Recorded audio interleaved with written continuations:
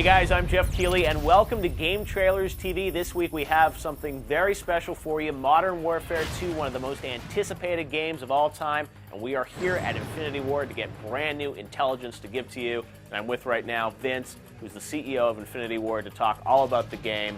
Vince, we've heard a lot about this, we've seen a lot about it.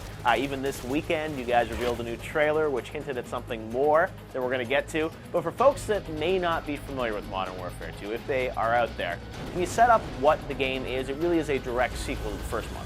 Correct. This is the first time in the Call of Duty franchise that we've done a sequel, so we're excited about that. You know, we spent a lot of time really crafting the story and the characters in the last game in Modern Warfare, so it's great to be able to continue that story and keep that world alive.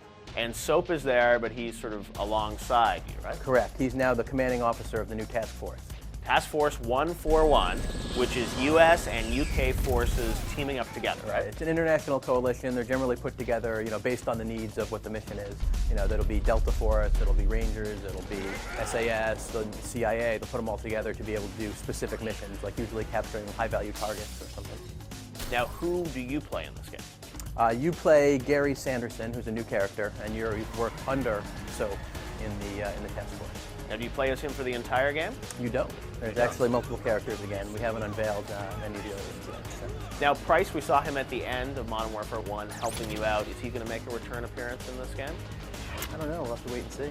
But he's not dead, right?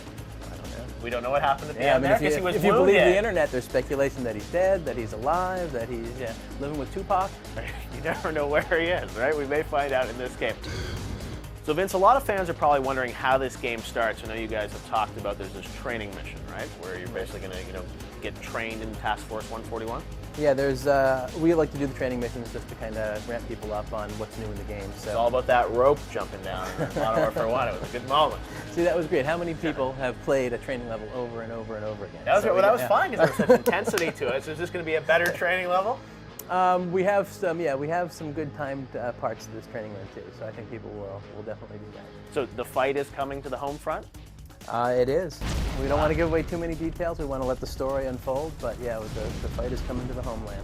And we know that, from the end of Modern Warfare 1, obviously there was talk about sort of bombing the eastern seaboard, so it seemed like it naturally had to come to America. You guys kept that quiet for a long time. Why did you not disclose that until now? Just for maximum impact. We don't want that to be the focus of what the game is. It's not a U.S.-only game. The game is very global. It takes place all over the world. That's just one piece of the game, and we don't want it to be the U.S. soil game. It's not. That's just a part of it. Obviously, we're in Washington, but it could be other places in the U.S. too, right? It's possible. Possible. All right. Do we know who the president is at the time of this game? We don't. Are we going to meet the president? I don't think we are. No president. The president didn't make the cut for this one, right? He gets in the Air Force One and jets to safety. So. Are you going to be defending or fighting against the U.S.? You'll have to play the game. Because it could go either way, I guess. There's potential to play on the Russian side as well, right? Maybe attack the U.S.? I don't know. You're not ruling that out?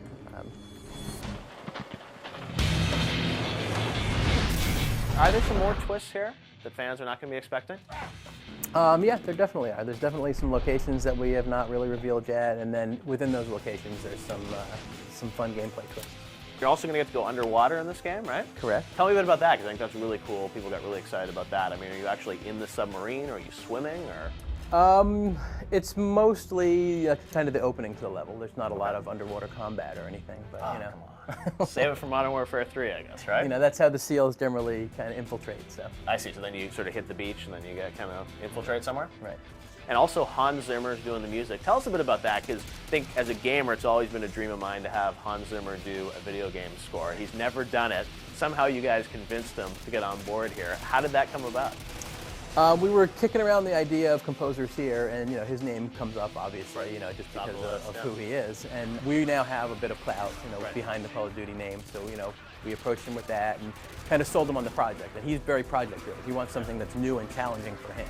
He wants to always push himself forward, and so we went down and talked to him, and he's the most amazing person to talk to. Just so down to earth, especially for how successful he is. Well, yeah, and I mean, when you hear the music, you really feel like it is that Hans Zimmer signature music with sort of the pounding, pulsing beats and everything. And it's amazing how it kind of ramps up and scales back down. And now even seeing some levels that I've seen before, but today with the music put in, I mean, it just adds a whole other dimension to the gameplay. It makes a huge difference.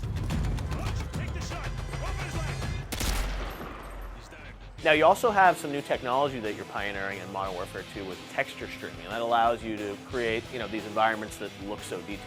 Right. Yeah, we were able to, one, make the levels bigger because we can stream in, the textures later. But then, levels that are areas that are kind of close to you, we're able to put more detail into. Right. So now, there's more debris, there's more, explodables, or there's more, just little things that don't necessarily affect the gameplay directly, right, but like transitions from the ground to the wall, where we're able to maybe really detailed out and put more effects on a level, and it makes it that much more believable, that much more immersive. When you guys are building these games that are so realistic, so gritty, so action-packed, when you think about the storyline and the fact that we are dealing with modern conflict and war, is it important for you guys to kind of reflect like the two sides of war and show things from different perspectives, so it's not just very one-sided? Oh, absolutely, and that's part of the core of the story in this game that you'll see when you play through it. Well, that's important, I think. Absolutely. It's like you want to see, from everyone has a reason for why they're fighting for what they're fighting for, and sort of getting into that. So it sounds like there's going to be a much more emotional game as well. Oh right? Yeah. There's definitely some moments in there that make you kind of just sit back for a moment and think.